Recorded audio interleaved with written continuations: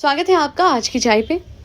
आज मैं बात करूंगी प्रियंका चोपड़ा के उस इंटरव्यू के बारे में जिसकी वजह से बॉलीवुड में फिर से वो टॉपिक उठ चुका है, जो कि अक्सर बॉलीवुड दबाने की या छुपाने की कोशिश करता है, और वो है नेपोटिज्म। जो लोग कहते हैं कि भाई अगर डॉक्टर का बेटा डॉक्टर, इंजीनियर का बेटा इंजीनियर, लॉयर का बेटा लॉयर बनेगा तो फिर एक्टर का बेटा या बेटी भी तो एक्टर बनेंगे। मैं उनसे एक चीज कहूंगी कि बिल्कुल आप नेपोटिज्म की इस हद तक तो बात सही कर रहे हैं, पर जहाँ पे नेपोटिज्म का मतलब ये बन जाए कि एक डॉक्टर का बेटा डॉक्टर बिना डिग्री के बन गया क्योंकि जी वो किसी डॉक्टर का बेटा है, एक इंजीनियर का बेटा इंजीनियर बिना डिग्री, बिना हुनर, बिना काबिलियत, बिना नॉलेज के बन गया क्योंकि वो पैदा एक इंजीनियर वाले घरों में हुआ। यही नहीं, कोई लॉयर बन जाए क्योंकि वो एक जज के यहाँ पैदा हुआ, इररिस्पेक्टिव कि उसे बेयर एक्ट का ब, जुडिशरी का ज और लेजिस्लेचर का ल भी नहीं आता। तो बस कहने का मतलब ये है कि जब किसी नेपो किड को पहला चांस दिया जाता है तो वो गलत नहीं होता, पर उसी नेपो किड को बार बार फ्लॉप फिल्म्स देने के बावजूद एक के बाद एक चांस दिए जाते हैं। और उन लोगों को जो कि एक बड़े घर से नहीं है, एक एक्टर के घर से नहीं है, एक एस्टैब्लिश घर से नहीं है, जब उनसे एक चांस छीन के दूसरों को काम दिया जाता है। One of which was a classic case of Sushant Singh Rajput. Further more, जब प्रियंका ने बात उठाई कुछ दिन पहले तो कंगना की बात लोगों को और भी सही लगने लगी। लोग कंगना की बात को कई बार हल्के में लेते थे क्योंकि Kangana as an aggressive personality सामने आती है, पर कोई ये नहीं सोचता कि वो लड़की जो बिल्कुल चुप रहती थी बॉलीवुड में, वो लड़की आज इतनी आवाज क्यों उठा रही है।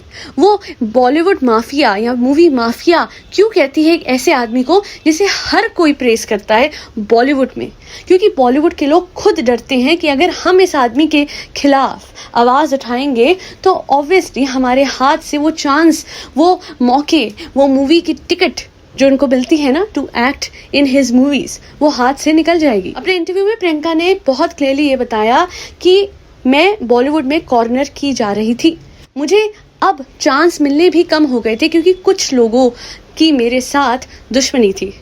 इस दुश्मनी में ये जो मूवी माफिया है जिनकी बात अक्सर कंगना करती हैं, और उनके साथ कुछ और भी लोग थे जो कि बहुत बड़े घर से हैं, ये सारे लोग प्रियंका के खिलाफ एक ऐसे ग्रज को लेके बैठ गए थे कि धीरे धीरे प्रियंका का काम इंडस्ट्री में कम से कम होते जा रहा था और उन्हें मौका मिला अमेरिका में जाने का। उसके बाद there was no looking back और वो एक के बाद एक सीढ़ी चढ़ती गई।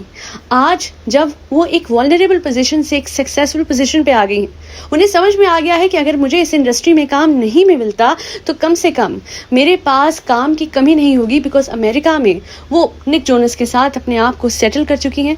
इसमें निक जोनस का कोई रोल नहीं है because Priyanka is more successful than him, but definitely she has a family, she has a career in America and lot of respect which she lacked completely in our country because of the dominance that this mafia has in the entire industry. हुनर अगर किसी में हो तो इरफान खान का बेटा बाबिल भी industry में चल जाता है, नेपोटिज्म का दाग उन पे नहीं लगता। और अगर किसी में हुनर ना हो तो आप 10 फिल्म दे दीजिए, उसकी एक्टिंग चकाचक नहीं लगती। समझदार को इशारा ही काफी है। कहीं पे चंकी पांडे की बेटी को बार बार लिया जाता है, आयुष्मान के सामने कास्ट किया जाता है। लोगों को समझ नहीं आता कि एक ऐसी मूवी, ड्रीम गर्ल जैसी मूवी जो कि इतने परचम छू रही थी, उसमें अनन्या जैसी होनहार एक्ट्रेस को लेना जिसने एक लाइगर जैसी मूवी को दिया, एक ऐसी मूवी जो कि डूबी नहीं, बिल्कुल ही ड्राउन कर गई, समंदर में मिली नहीं, भंवर में फंस गई। यही नहीं, जब मैं आरआरआर की सक्सेस को देखती हूँ तो ऑस्कर विनिंग एक्टर्स भी अगर नहीं दिखाते, और वहीं दूसरी ओर ये नेपोटिज्म के प्रोडक्ट्स सड़क पे ऐसे चलते हैं कि इनके पास ऑस्कर पहले से ही आ चुका है। इसलिए तो खुद शाहरुख खान जी को अपनी मूवी में कहना पड़ता है कि इनसे नहीं होगा, हमें ही करना पड़ेगा, इन बच्चों की बस की नहीं है। तो इस बॉलीवुड के जो जागीरदार हैं उनसे एक ही चीज कहूंगी, आप नेपोटिज्म की डिबेट पे ध्यान ही मत दो, आप टैलेंट पे ध्यान दो, तो शायद आपको फिर समझ में आने लगे कि क्यों लोग नेपोटिज्म या नेपो किड्स को इतना पसंद नहीं करते। अच्छी खासी आलिया भट्ट जो कि बहुत बढ़िया कर रही थी, उसने वो अकड़ और वो ईगो दिखाया during RRR that she actually removed all the pictures of the movie, ये कह के कि मैं अपनी प्रोफाइल को डीक्लटर कर रही हूँ। इतनी सक्सेसफुल मूवी को आज वो ओन कर रही हैं because it has earned an academy award. मतलब कोई एक्सटेंट है इन लोगों की हिपोक्रेसी का कि जब कोई चीज़ कुछ अर्न कर रही है, दुनिया में जाके नाम कर रही है, तो हम उसे ओन करेंगे, अदरवाइज तुम कौन मैं खामखा। खैर मैं यही कहूँगी that Kangana was very brave. Industry में रहते हुए उसने हाँ मुझे पता है बहुत सारी कंट्रोवर्सीज उन्हें सराउंड करती हैं, पर इंडस्ट्री में रहते हुए एक ऐसे आदमी से पंगा लेना जो कि उस इंडस्ट्री का अपने आप को ओनर समझता है, वो बहुत बड़ी बात है।